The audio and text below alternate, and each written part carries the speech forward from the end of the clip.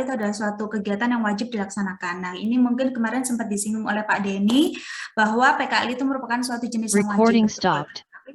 Tetapi yang perlu digarisbawahi bahwa tidak hanya ada PKL reguler, tetapi sekarang mulai ada yang namanya PKL berjenis kewirausahaan, seperti itu.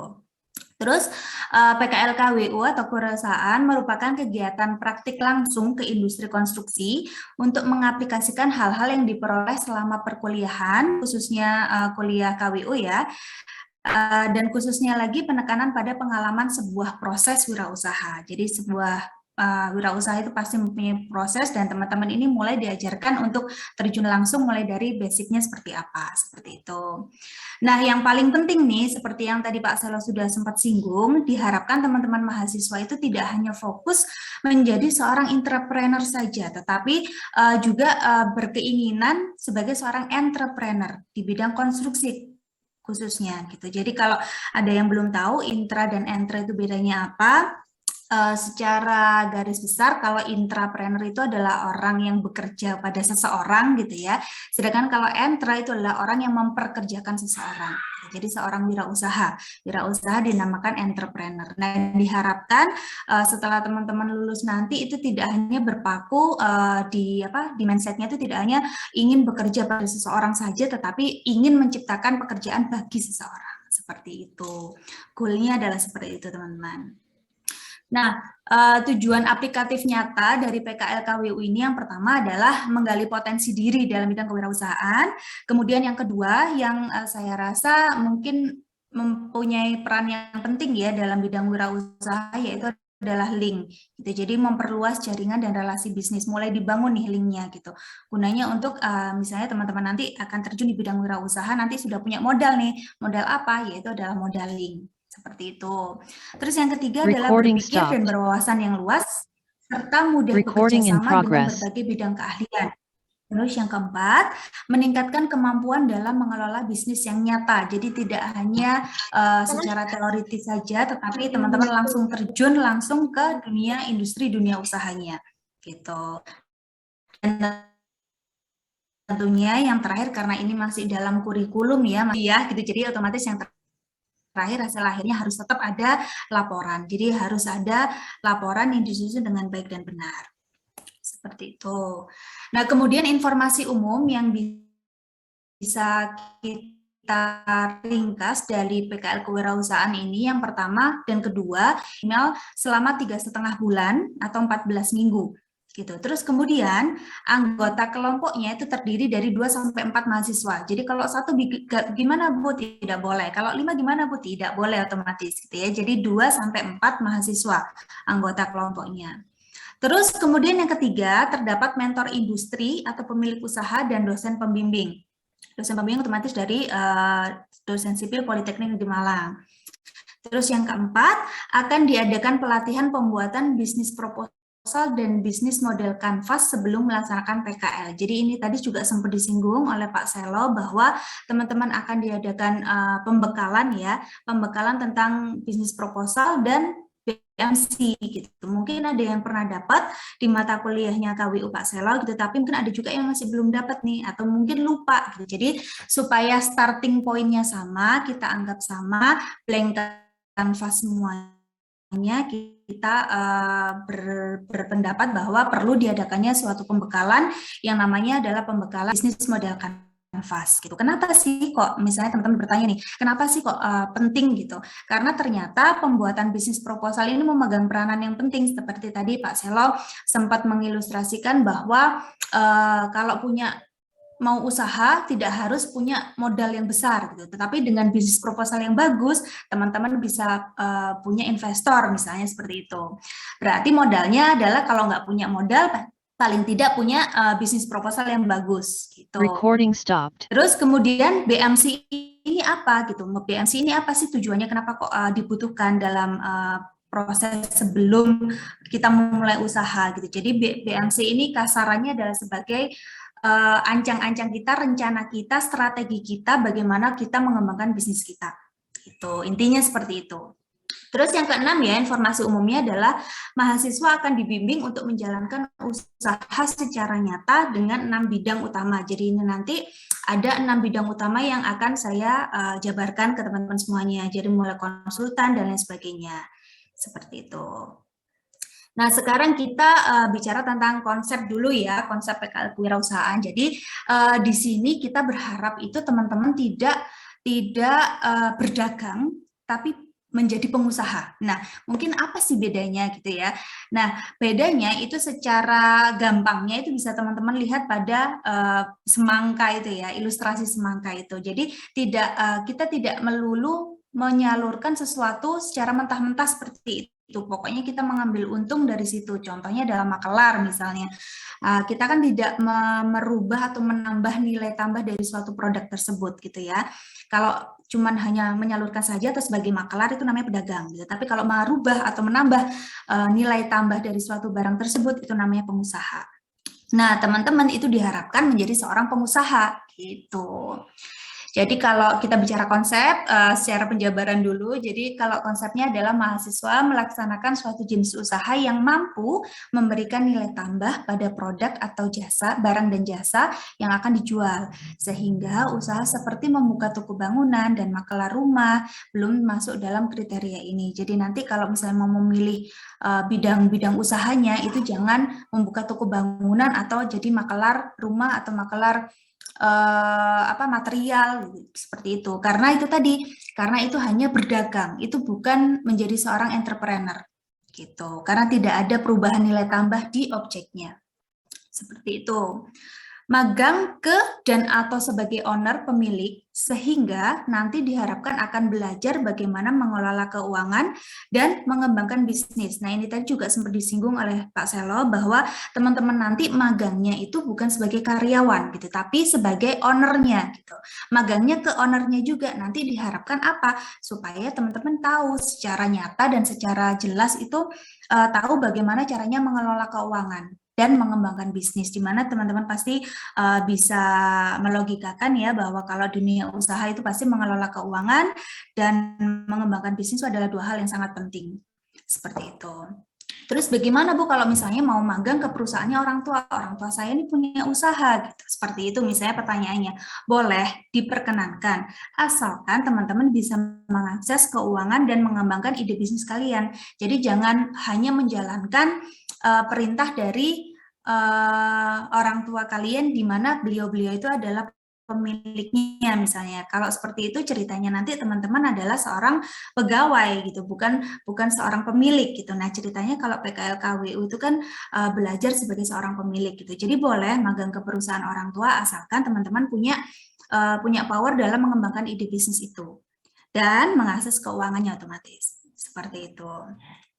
Nah, ini tadi ke-6 bidang usaha yang sempat saya singgung. Jadi yang pertama itu adalah konsultan, sebagai seorang konsultan, itu baik proyek swasta maupun proyek pemerintah, kemudian kontraktor dan subkontraktor sama, proyek swasta boleh atau proyek pemerintah juga boleh, silakan. Kemudian yang ketiga itu adalah produksi produk konstruksi, yang keempat adalah properti, yang kelima pengembangan aplikasi berbasis konstruksi, dan yang keenam itu adalah pelatihan atau training, tentunya pada bidang konstruksi. Ini saya coba jelaskan satu-satu. Nah, kalau konsultan, apa aja sih yang bidang kerjanya atau apa aja sih yang harus dilakukan pada bidang konsultan ini kalau saya mau PKL KWU misalnya seperti itu. Jadi yang pertama adalah teman-teman itu harus bisa menyusun company profile gitu. Company profile ini merupakan salah satu cara kita untuk membranding diri, mengenalkan diri kita gitu ya supaya dikenal oleh orang lain sehingga usaha kita itu dipercaya oleh orang lain gitu.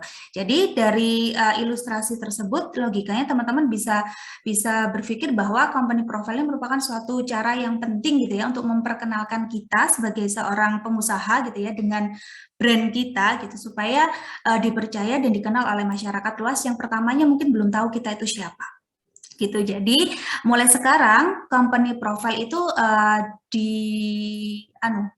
difikirkan secara masak-masak, dipikirkan secara maksimal supaya kita tadi yang bukan siapa-siapa tadi itu bisa dikenal oleh orang, dipercaya oleh orang melalui company profile kita. Nah, di sini teman-teman akan diajari atau akan belajar secara nyata ya, bagaimana caranya menyusun company profile.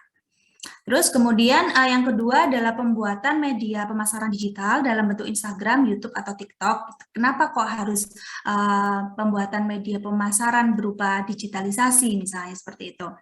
Nah, seperti teman-teman juga sadar dan lakukan sekarang ya, sekarang itu kan generasi Z itu kan semuanya serba digital, Instagram, YouTube, dan yang sekarang paling ramai adalah TikTok gitu ya. Jadi kami rasa dalam media pemasaran digital gitu ya, itu yang paling efektif itu adalah dengan media-media yang sudah saya sebutkan tadi, baik itu Instagram, YouTube maupun TikTok. Seperti itu. Kalau brosur gimana, Bu? Brosur masih bisa, boleh, tetapi kurang efektif. Kenapa? Karena dia kan masih 2 dimensi ya, teman-teman. Jadi orang kalau mau membayangkan suatu bentuk atau usaha itu kurang real gitu, karena berupa gambar saja. Tetapi kalau berupa video, 3D lah istilahnya ya, berupa 3D, teman-teman yang lain yang mungkin belum tahu produk kita itu akan bisa membayangkan secara nyata. Gitu.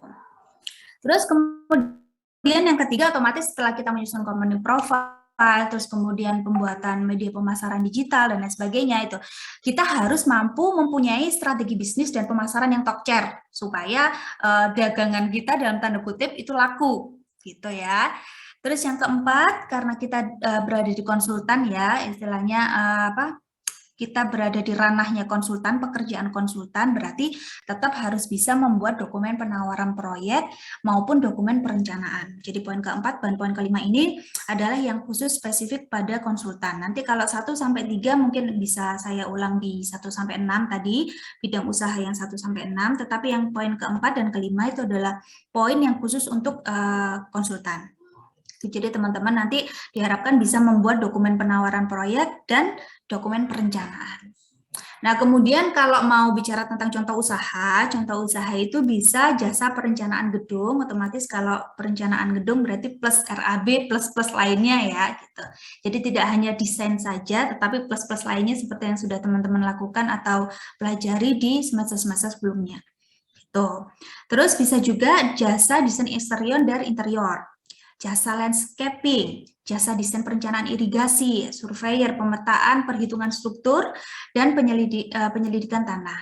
Contoh mentornya nantinya yang akan kita tunjuk sebagai mentor itu salah satu contoh di bidang konsultan, itu kalau mau kepo-kepo Instagramnya itu adalah Res Creativo. Jadi ini adalah salah satu usaha milik dosen di teknik sipil.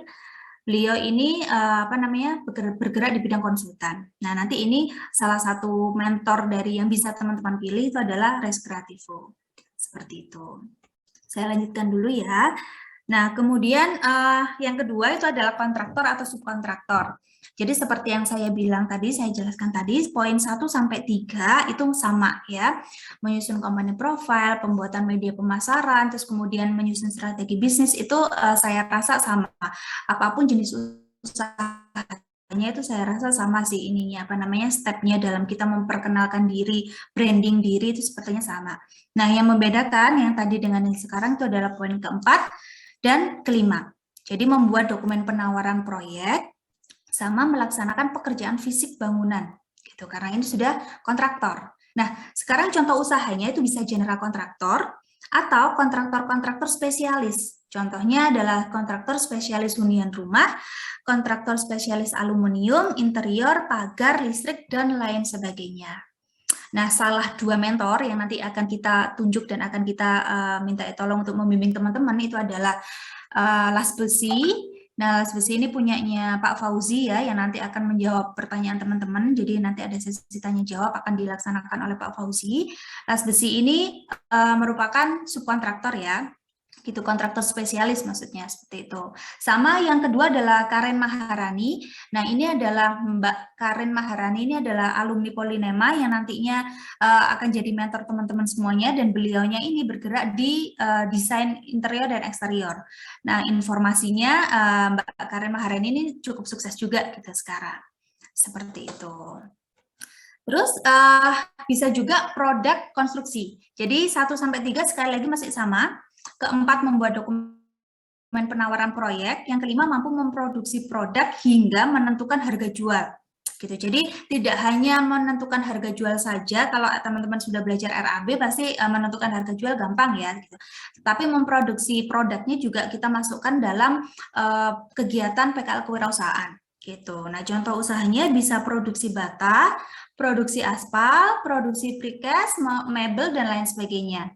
Nah, nanti contohnya mentornya adalah Rumah Prajata. Gitu. Silakan kepo-kepo Instagramnya dulu kalau mau sebelum dilaksanakan ini, kalau berminat gitu ya. Terus yang keempat adalah bidang properti, teman-teman. Jadi menyusun proposal bisnis dan perhitungan cash flow. Terus mengembangkan lahan kosong menjadi rumah atau perumahan untuk dijual. Jadi nggak hanya jual lahan ya, sekali lagi harus ada nilai tambah di situ. Kalau yang poin nomor 2 ini contohnya adalah merubah lahan kosong menjadi rumah atau perumahan. Jadi boleh satu rumah unit rumah, atau kalau mau yang modalnya banyak gitu ya, mungkin itu bisa bikin klaster-klaster seperti itu.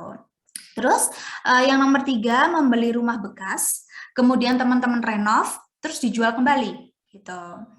Jadi sekali lagi ada proses atau ada nilai tambah yang ditambahkan di rumah bekas tersebut. Terus yang keempat adalah menjual tanah kafling yang sudah terdapat fasumnya. Jadi ada jalannya, ada drainasenya gitu. Jadi tidak melulu menjual tanah kaplingan kosongan gitu dijual kembali. Nah, kalau seperti itu kan sekali lagi itu adalah makelar, di mana makelar itu tidak masuk dalam entrepreneur seperti itu. Terus kelima adalah membangun kosan dan pengoperasiannya. Kalau teman-teman sekali lagi kalau budgetnya besar gitu, boleh membangun kosan dan mengoperasikannya. Kelima adalah aplikasi berbasis konstruksi. Jadi yang satu menyusun BMC dan proposal bisnis. Nanti teman-teman semuanya akan laksanakan, baik yang 1-6 ini tadi. Nah, yang kedua ini adalah membuat aplikasi ya. Jadi tidak harus, kalau misalnya bisa silahkan sendiri, tetapi diperbolehkan untuk berkolaborasi dengan tim IT gitu ya. Misalnya ada temennya yang dari IT, terus kemudian dimintai tolong atau bagaimana nanti sistemnya, silakan deal-dealan sendiri gitu ya, untuk dibantu membuat aplikasi itu diperbolehkan gitu. Kalau misalnya bisa sendiri, saya bisa sendiri Bu, gimana Bu? Silahkan, monggo. Nah, nanti akan otomatis nilainya akan lebih tinggi daripada temannya yang satunya tadi ceritanya gitu. Terus kemudian melakukan promosi aplikasi, teman-teman sudah punya aplikasi, kemudian yang dilakukan harusnya adalah mempromosikan aplikasi tersebut. Nah, ini caranya apa? Caranya bagaimana? Ya tadi media promosi melalui Instagram, terus kemudian YouTube atau bahkan TikTok seperti itu. Terus kemudian diharapkan keempat itu adalah menjabarkan permasalahan yang bisa diselesaikan dengan aplikasi. Maksudnya gimana? Maksudnya seperti ini teman-teman. Jadi kalau misalnya nih teman-teman punya usaha seperti GoTukang gitu ya. Jadi GoTukang dan paktukang.com itu kan sudah real, sudah ada gitu. Nah, diharapkan teman-teman yang mau ambil KWU, APKL KWU berbasis konstruksi ini, aplikasi berbasis konstruksi itu di samping bisa menciptakan aplikasi dan sistemnya, nanti teman-teman itu diharapkan bisa bertanggung jawab terhadap tukang-tukang yang teman-teman rekomendasikan di aplikasi tersebut. Jadi misalnya nih, saya pesan tukang lewat aplikasi GoTukang. Kemudian sehari, 2 hari tukangnya oke, tapi hari ketiga, keempat, dan seterusnya tidak datang, misalnya seperti itu. Nah, saya bisa komplainnya itu ke teman-teman, jadi ke mahasiswa yang mengelola aplikasi ini. Gitu. Jadi bukan tukangnya yang dihukum ya dengan misalnya bintangnya 1 atau bintangnya 2 dan 3, itu tidak menyelesaikan masalah ya teman-teman. Gitu. Jadi yang diharapkan atau yang di-highlight pada aplikasi berbasis konstruksi ini adalah bagaimana caranya teman-teman menyelesaikan permasalahan ketika ada permasalahan yang berbasis aplikasi ini. Gitu. Contoh usaha tadi yang sudah saya sebutkan, paktukang.com dan GoTukang itu sebenarnya sudah ada gitu. Tapi kalau misalnya mau bikin lain silakan, tetapi namanya dibedakan. Terus mungkin contoh lain yang kemarin kami browsing-browsing itu belum ada, tetapi kalau mau menciptakan GoShop material itu akan sangat bagus karena ternyata belum ada gitu ya. Jadi bisa jadi pionir juga nih teman-teman kalau misalnya mau menciptakan GoShop material. Seperti itu. Terus saya lanjutkan lagi. Untuk terakhir, bidang PKL KBU yang terakhir itu adalah kursus dan pelatihan di bidang konstruksi. Jadi teman-teman sekarang sudah semester tinggi, otomatis sudah banyak aplikasi yang teman-teman kuasai gitu ya. Misalnya mau membuka, contohnya ini adalah membuka pelatihan di bidang konstruksi yang teman-teman sudah kuasai. Contohnya AutoCAD, terus kemudian mungkin pelatihan RAB, pelatihan penjadwalan, dan lain sebagainya. Kan teman-teman sudah dapat. Nah, itu boleh, asalkan yang pertama, total minimal peserta pelatihan itu 20 orang. Lah, itu apakah satu kali pelatihan langsung 20 orang, Bu? Tidak, tetapi selama 3,5 bulan tadi, pokoknya yang selama teman-teman dijadwalkan mengikuti PKL, itu kumulatifnya dari pesertanya itu adalah 20 orang. Jadi mungkin bulan pertama itu cuma 5 karena belum terkenal mungkin ya. Bulan kedua itu 7 naik. Nah, bulan ketiga misalnya jadi 15. Nah, itu kan sudah memenuhi jumlah minimal. Jadi sekali lagi total minimal ini adalah kumulatif dari waktu selama teman-teman PKL. Gitu. Mahasiswa menjadi pemateri atau kalau kurang oke, kurang pede atau kurang berasa ilmunya itu masih perlu tambahan gitu ya, boleh menggandeng pemateri. Intinya teman-teman kan yang punya tempat usahanya, yang punya bimbelnya gitu. Terus sekali lagi membuat company profile dan membuat media pemasaran. Seperti itu. Nah, sekarang aspek penilaian proposal bisnis. Jadi ceritanya seperti ini, teman-teman. Nanti setelah tadi sudah sempat saya singgung dan Pak Salah singgung bahwa ketika mendaftar PKL berbasis kewirausahaan, teman-teman kan akan diikutkan pembekalan BMC dan bisnis proposal. Sudah kira-kira 1 hari lah dijadwalkan, itu 1 hari. Nah, setelah selesai, tadi kan setelah pelatihan, kemudian tadi saya menjelaskan bahwa proposal bisnis itu merupakan salah satu senjata yang penting gitu ya, supaya misalnya kita tidak punya uang, kita tidak punya modal, tapi dengan proposal bisnis yang oke, yang bagus, kita bisa mencari atau mendapatkan investor yang percaya terhadap bisnis kita. Nah, nanti pada PKL berbasis KWU ini, teman-teman itu diwajibkan membuat suatu proposal, namanya adalah proposal bisnis. Gitu. Nah, sistematikanya nanti akan dijelaskan ketika pelepasan, kalau tidak salah ya Pak Bobi ya, betul? Pak Bobi? Kalau proposal mungkin terkait ini, Bu, ketika pelatihan ya, Bu ya.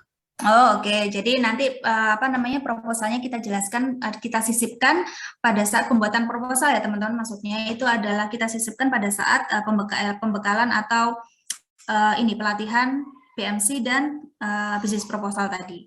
Gitu. Nah, aspek penilaian proposal ini ada 7 teman-teman. Jadi mulai 1 nanti teman-teman diharuskan membuat abstrak bisnis proposalnya. Terus kemudian noble purpose-nya dan keunggulan proposal bisnis kalian itu apa. Terus kemudian pemasarannya, jadi sasaran pelanggannya siapa, ke pangsa pasarnya itu siapa gitu. Terus keempat adalah manajemen bisnisnya, jadi informasi mengenai bisnis yang ditawarkan dan diusulkan. Terus sumber daya bisnisnya, nanti sumber daya berarti di situ ada siapa saja yang anggota kelompoknya mungkin ya, nanti bertindak sebagai siapa, bertindak sebagai apa gitu. Terus ada aspek keuangan, sumber dana, dan lain-lain, misalnya kalau ada investor nanti dicantumkan. Terus yang ketujuh yang tidak kalah pentingnya, karena sekali lagi ini adalah masih dalam perkuliahan ya, itu jadi adalah time schedule dan rencana kegiatan. Jadi supaya teman-teman ini terkontrol dalam waktu berapa tadi 3,5 bulan itu targetnya tercapai, nilainya sehingga jadi bagus juga gitu. Jadi aplikasi kewirausahaannya tercapai dan secara akademis juga tercapai juga, gitu. Sehingga harus ada time schedule dan rencana kegiatan dengan presentase yang sudah teman-teman bisa lihat di layar.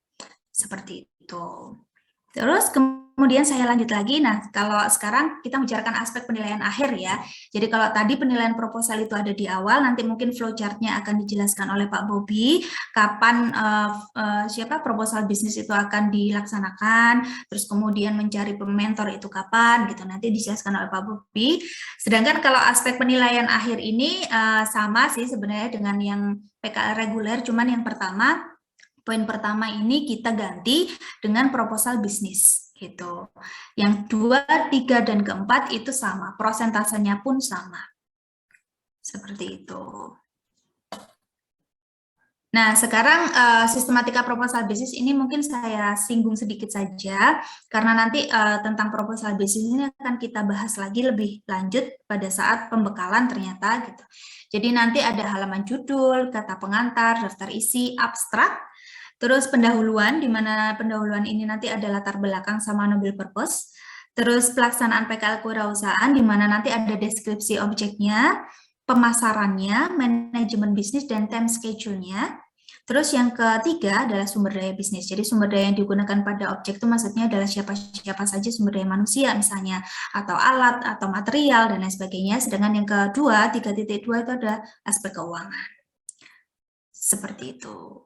Nah, mungkin itu saja dari saya, Pak Bobi. Silakan flowchart-nya saya serahkan ke Pak Bobi. Ya, terima kasih Bu Radia. Mungkin langsung saja ya, langsung saja saya lanjutkan terkait arahan dari Bu Radia tadi. Jadi untuk teknisnya, teknis pelaksanaan PKL yang berbasis kewirausahaan. Jadi intinya itu sebenarnya hampir sama ya, hampir sama seperti yang sudah kami jelaskan di di minggu kemarin ya terkait PKL yang berbasis industri. Namun di sini perlu kembali untuk menjelaskan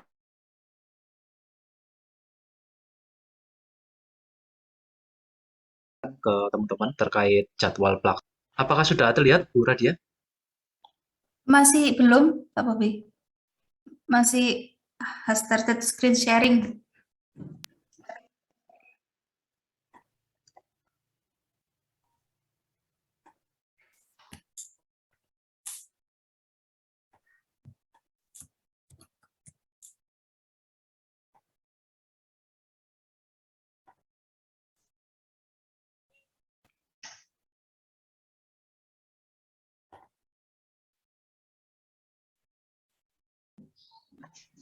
Bu Radia mungkin bisa dibantu untuk share screen kan Bu? Oke. Sepertinya laptop saya agak sedikit trouble. Oke. Sebentar. Ya.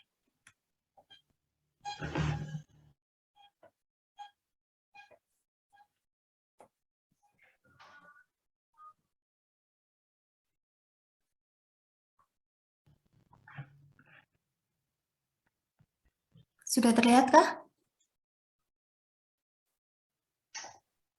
Oke, bisa di zoom sudah Bu.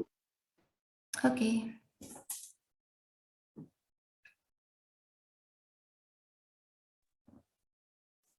Oke, jadi untuk teknisnya hampir sama ya. Jadi yang pertama teman-teman mengikuti sosialisasi tentunya di minggu ini. Terus selanjutnya teman-teman membuat kelompok tentunya sesuai dengan yang dijelaskan sama Bu Radia tadi ya, 2 sampai 4 orang.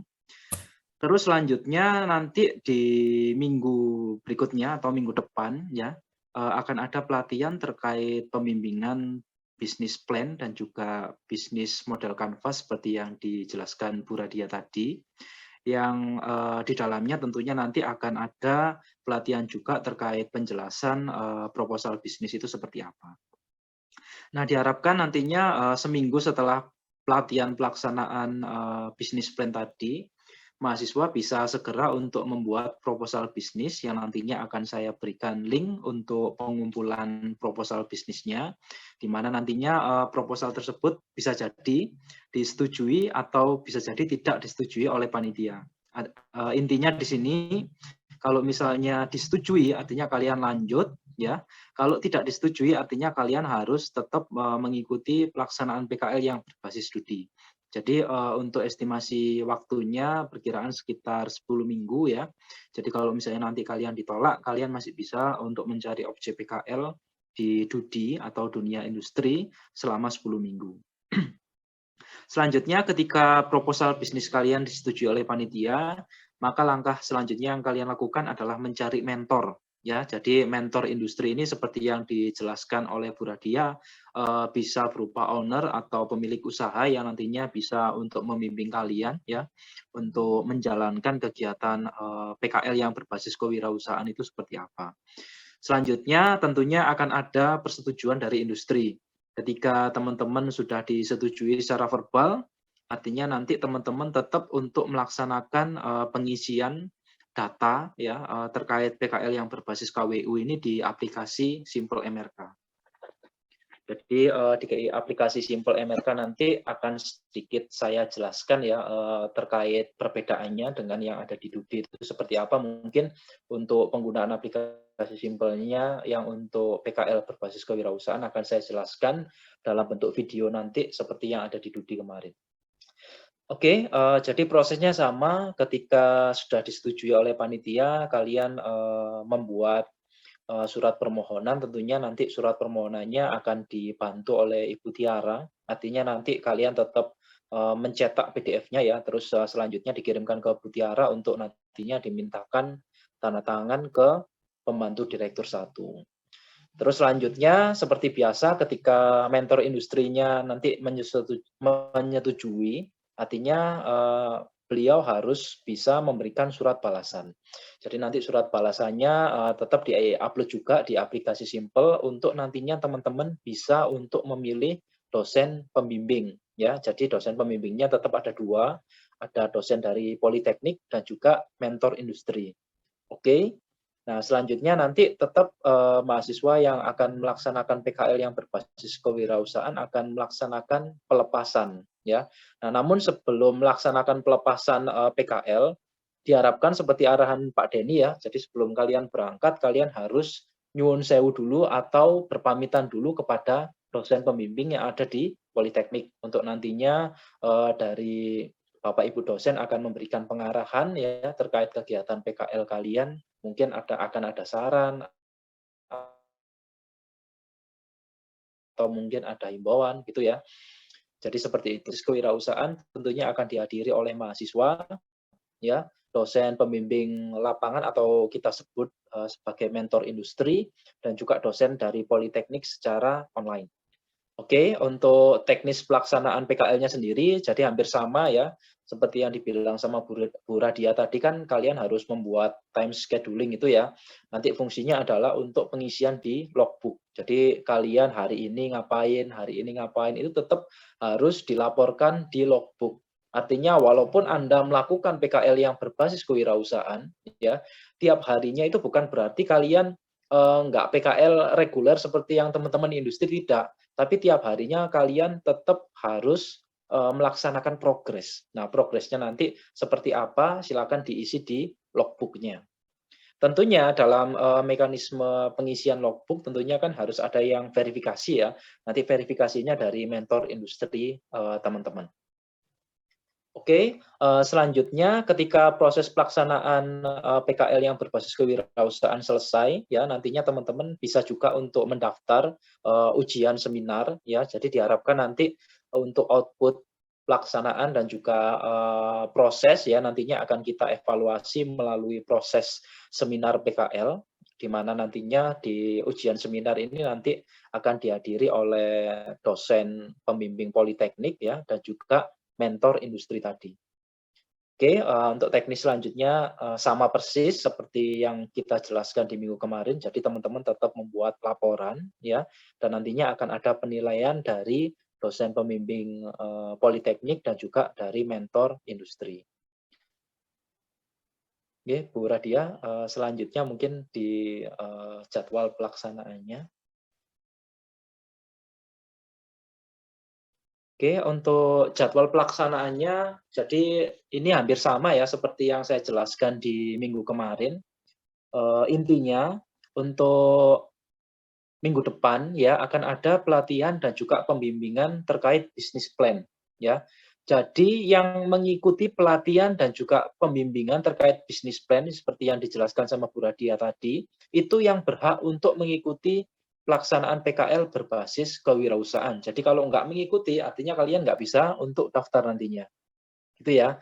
Nantinya juga akan dijelaskan di nomor 4, agenda kita yang keempat tadi, terkait isi dari proposal kewirausahaan yang baik itu seperti apa. Jadi kalian memiliki waktu ya sekitar 4 minggu ya, termasuk ditambah sama libur hari raya ya. Jadi mungkin ketika liburan kalian sambil berdiskusi, mungkin sambil ketemu keluarga di daerah gitu ya, mungkin yang saudaranya kewirausahaan atau punya industri apa yang bisa dimanfaatkan sebagai mentor industri, itu bisa juga sebenarnya Anda libatkan di situ. Nanti di Mei, di minggu keempat akan ada pengumpulan proposal kewirausahaan dan juga akan ada pengumuman peserta yang lolos di tahap PKL berbasis kewirausahaan. Ya, artinya yang lolos kalian bisa mulai langsung bisa mencari ini ya, objek PKL yang berbasis kewirausahaan kalian, mentornya maksud saya. Itu ada waktu sekitar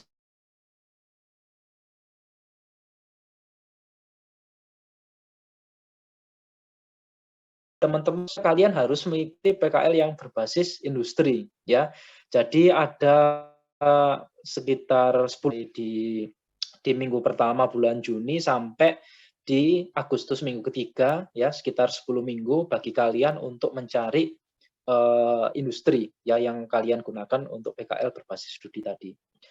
Oke, terkait pelaksanaannya tetap minimal adalah 14 minggu yang bisa mulai kalian lakukan di awal liburan semester genap. Ya, artinya di bulan Juli minggu pertama, kalau misalnya kalian sudah fix, sudah mendapatkan mentor, ya artinya kalian sudah bisa melaksanakan PKL tersebut. Ya, dengan batasan minimal adalah 14 minggu dan maksimalnya tetap ya. Jadi proses keseluruhannya mulai dari ujian lisan, pengumpulan laporan, pengumpulan nilai itu harus selesai 1 minggu sebelum yudisium semester ganjil di semester 7 itu ya, semester 7 kalian itu selesai. Jadi seperti itu, jadi prosesnya intinya hampir sama, kalian tetap nantinya harus membuat proposal, mungkin itu effort yang sedikit lebih berat ya, tapi kalau misalnya kalian bisa lolos, insya Allah nanti hasilnya juga akan lebih bagus ya, karena kalau di PKL yang berbasis kewirausahaan ini, kemandirian kalian itu yang lebih banyak diuji mungkin dibandingkan dari PKL yang berbasis studi. Tapi kalau misalnya ini berhasil, otomatis tentunya sudah menjadi benih kalian ya, nantinya kalau kalian lulus dari perkuliahan yang ada di D4 MRK, nantinya tentunya kalian akan start yang lebih bagus dibandingkan dengan teman-teman lainnya yang belum mendapatkan ilmu terkait kewirausahaan. Oke, Bu Radia, saya rasa itu dari saya. Saya kembalikan lagi ke Bu Tiara. Terima kasih Pak Bobi dan bimbingannya. Untuk selanjutnya yaitu sesi tanya jawab oleh mahasiswa dan mungkin dari dosen juga. Untuk yang pertama mungkin dari mahasiswa terlebih dahulu. Kepada mahasiswa disilakan.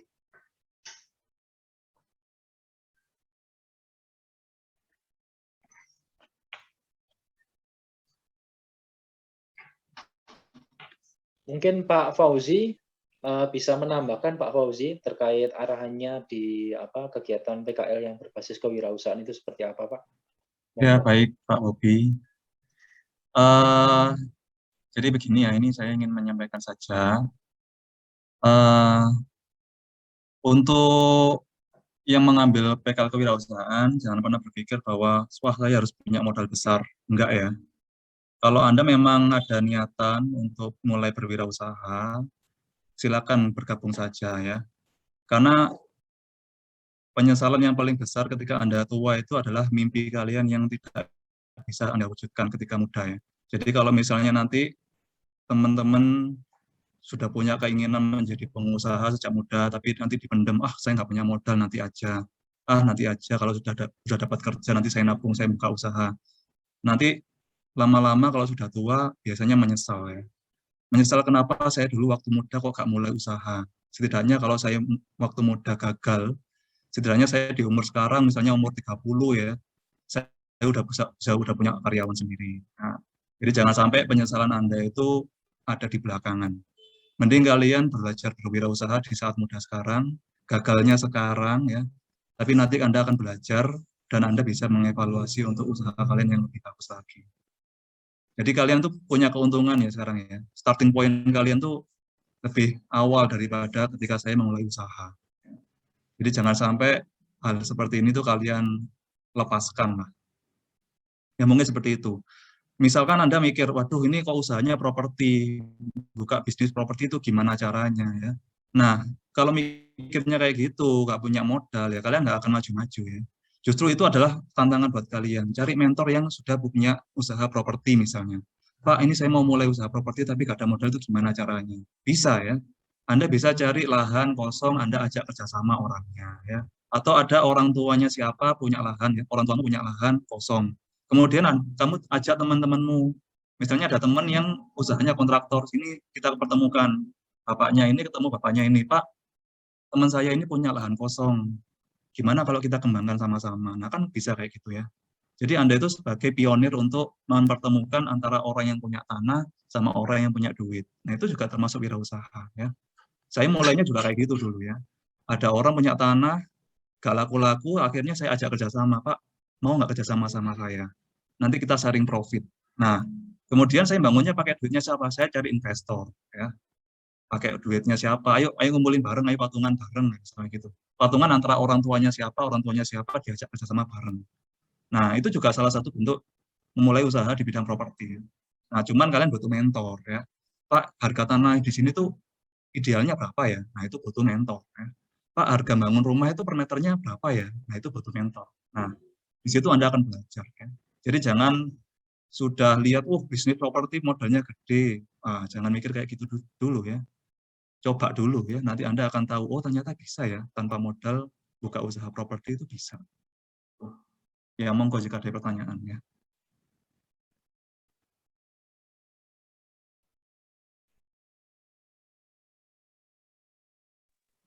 Izin bertanya. Ya, silakan langsung aja, Mas. Sebelumnya perkenalkan, nama saya Paramadina Nusa Junior dari kelas 3 MRK 1. Sebelumnya tadi kan dijelaskan mengenai PKL, yang dimana kewirausahaan di sini berbeda dengan kewirausahaan PKL industri. Lantas nanti dari teman-teman ketika misalkan mau mengikuti PKL kewirausahaan, apakah tidak perlu mengikuti kewirausahaan industri? PKL industri.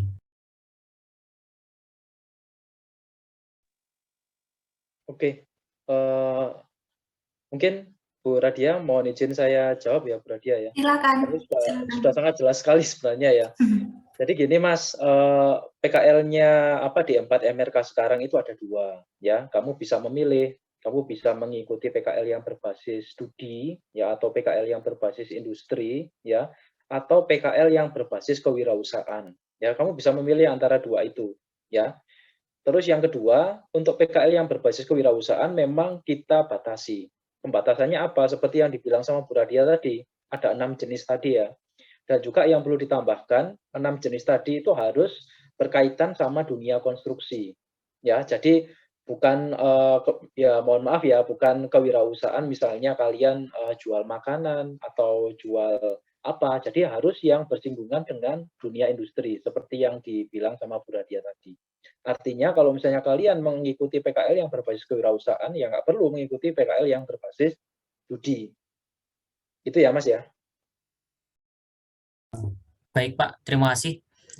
Lalu untuk hal seperti teknisnya, semisal ketika mengikuti kewirausahaan, apakah juga sama kelompoknya sekian, anggotanya sekian, seperti itu? Terima kasih. Nah, kamu tadi berarti nggak nyimak berarti Mas. Tadi sudah dijelaskan sama Bu Radia tadi. Sudah jelas tadi. Ya.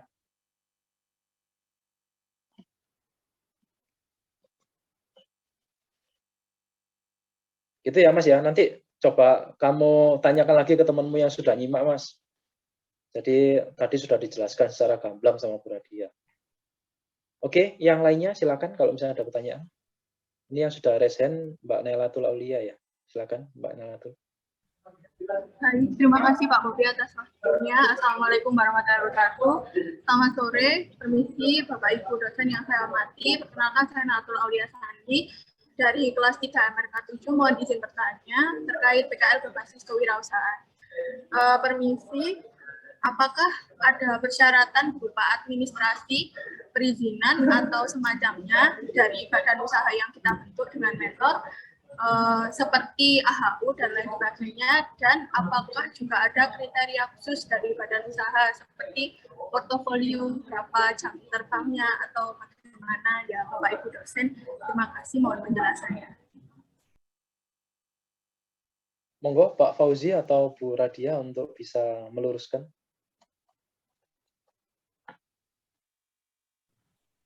Oh, Bu Radia.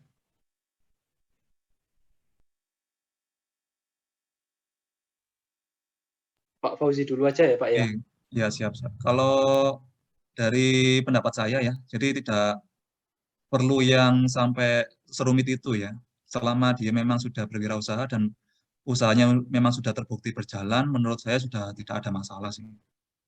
Kalau misalnya kita kotak-kotaki harus experience berapa puluh tahun atau berapa belas tahun, nanti takutnya malah nggak jalan-jalan. Ya setidaknya orang yang punya pengalaman, pernah bangun rumah, jual rumah, nah itu nggak masalah, itu sudah terbukti pengalaman kan berarti. Itu ya Mbak ya.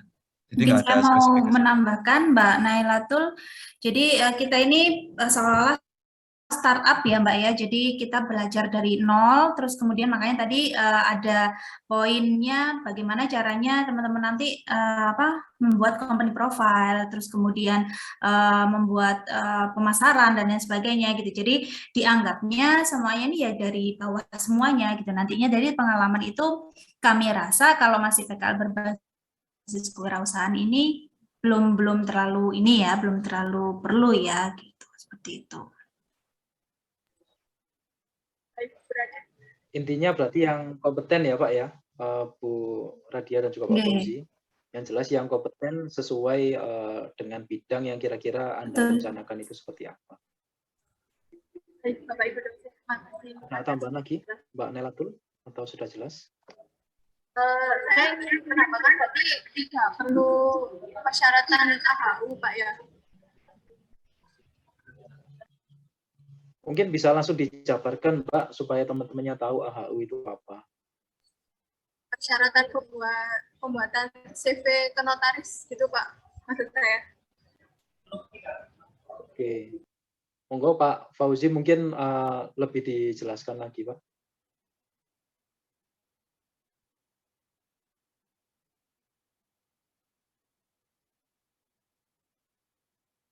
Bu Radia, mungkin bisa menambahkan Bu, ini anaknya tanya apakah sampai ke pengurusan izin usaha gitu Bu. Oke.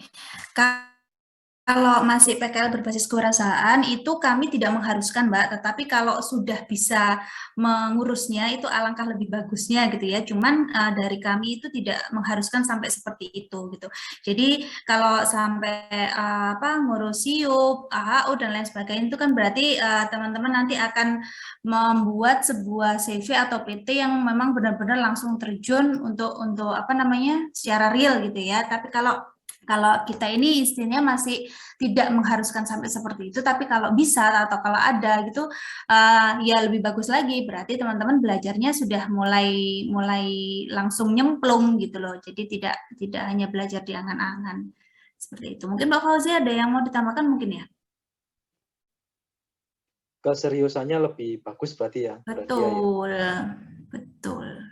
Tapi kalau misalnya Mbak Nailatul pingin untuk sampai ke sana, tentunya kita bisa memfasilitasi untuk membantu juga ya, Bu Radia ya.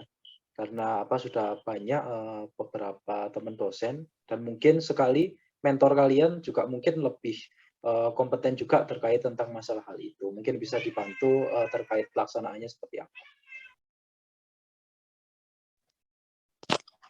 Saya izin menambahkan Pak Bobi. Maaf saya mungkin Bu Mona bisa menambahkan yang terkait konsultan juga tadi ya Bu ya. Iya. Saya off cam, saya lagi di jalan soalnya nggak bisa on cam ya. Monggo. Iya. Tadi itu untuk yang AHU dan lain-lain, kalau untuk pengurusannya itu kalau dengan jangka waktu 3,5 bulan, terus kalian mau mengurus AHU dan lain-lain itu tidak cukup. Karena pengurusan yang terbaru yang kemarin yang saya tahu itu lebih dari 8 bulan untuk ngurus pembukaan CV baru. Begitu. Jadi kalau saran saya adalah kalau pengen tahu bagaimana pengurusan dari awal dan akhir sampai akhir terbentuknya CV, ya kalian magangnya ya di owner seperti yang dikatakan Bu Radia tadi, di ownernya, terus langkahnya seperti apa, saya harus kemana dulu ketika saya mau membuat CV, terus langkah awalnya bagaimana itu nanti tanya sama ownernya. Ownernya pasti akan menjelaskan itu. Saran saya adalah seperti itu. Oke, Pak Bobi. Kalau untuk yang konsultan itu tadi, apa ya?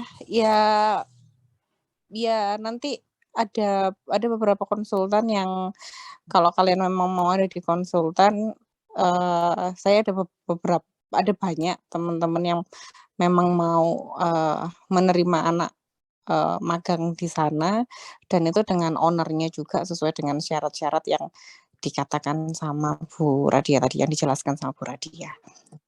Oke, terima kasih Pak Bobi. Oke, terima kasih banyak Bu Mona. Ini Bu Mona sangat berpengalaman sekali ya terkait pembuatan usaha. Jadi nanti ya seperti yang dibilang Bu Mona, Bu Radia tadi, tentunya dosen-dosen ya termasuk mentor pasti akan membantu kalian ya.